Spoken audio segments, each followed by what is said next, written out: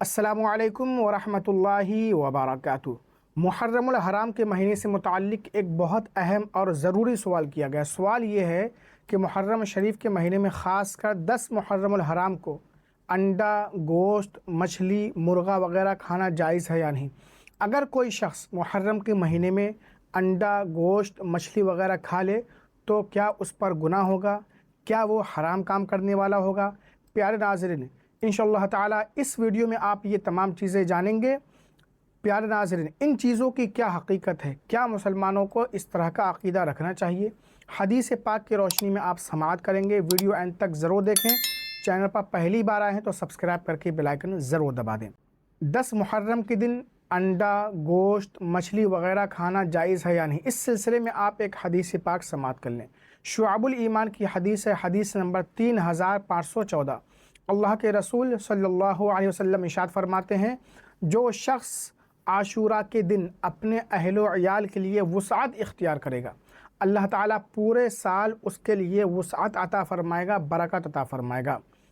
प्यारे नाज़रीन, दस्तरख़्वान वसी करने का मतलब है इजहार नियामत के लिए अच्छे अच्छे खाने पकाए जाएँ, और हदीस पाक में गोश्त को तमाम खानों का सरदार कहा गया है। तो इस हदीस पाक से हमें ये इशारा मिलता है कि 10 मुहर्रम को अंडा, मछली, गोश्त, मुर्गा, बकरा वगैरह खाना खिलाना सिर्फ जायज़ ही नहीं है बल्कि बेहतर है और बरकत का सबब है। और जब हमारे घर कोई मेहमान वगैरह आता है तो हम उसे अच्छे से अच्छा खाना खिलाने की कोशिश करते हैं, और हमारे मुआशरे में अच्छा खाना अंडा, गोश्त, मुर्गा, मछली, बकरा यही सब समझा जाता है। इसी तरह हज़रत मुफ्ती अहमद यार खान आइमी अशरफ़ी बदायूनी रहमतुल्लाहि अलैह फरमाते हैं, बाल बच्चों के लिए 10वीं मुहर्रम को खूब अच्छे अच्छे खाने पकाए जाएं तो इंशाअल्लाह ताला पूरे साल घर में बरकत रहेगी। और एक उसूल आप याद रखें, जिस चीज़ का खाना पीना इस्लाम में हराम है तो वो चीज़ हमेशा के लिए हराम होगी, जैसे मुर्दार है, खिंजीर है, शराब वग़ैरह। और जिस चीज़ का खाना हलाल है वो हमेशा के लिए हलाल होगी। ऐसा नहीं किसी ख़ास दिन में खाना हराम हो और बाकी दिनों में जायज़। हलाल जानवरों का गोश्त, मछली, अंडा वग़ैरह इस्लाम में जायज़ है, हलाल है, तो ये हमेशा के लिए हलाल है, चाहे वो मुहर्रम का महीना हो, सफ़र का महीना हो या कोई और सा महीना। और इस्लाम में जो चीज़ें जायज़ हैं, हलाल हैं, अगर कोई मुसलमान उनको नाजायज़ समझता है, हराम समझता है तो माअज़ल्लाह ईमान जाने का ख़तरा है। और ताज्जुब होता है कि जिन बातों को उलमाए किराम, मुफ्तियान किराम बयान करते हैं वो चीज़ें तो लोगों के अक़ल में समाती नहीं, लेकिन खुराफात ऐसे याद हो जाती हैं जैसे रट कर सबक याद कराया गया हो। इसी वजह से डॉक्टर इकबाल कहते हैं, हकीकत खुराफात में खो गई, ये उम्मत रिवायात में खो गई।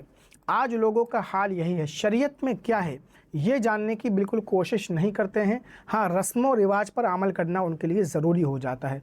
अच्छा, कुछ लोग ये कहते हैं कि हमारे बाप दादा बड़े बूढ़े मुहर्रम में ये सब काम नहीं करते थे, यानी अंडा, गोश्त, मछली वगैरह नहीं खाते थे, तो क्या वो पागल थे?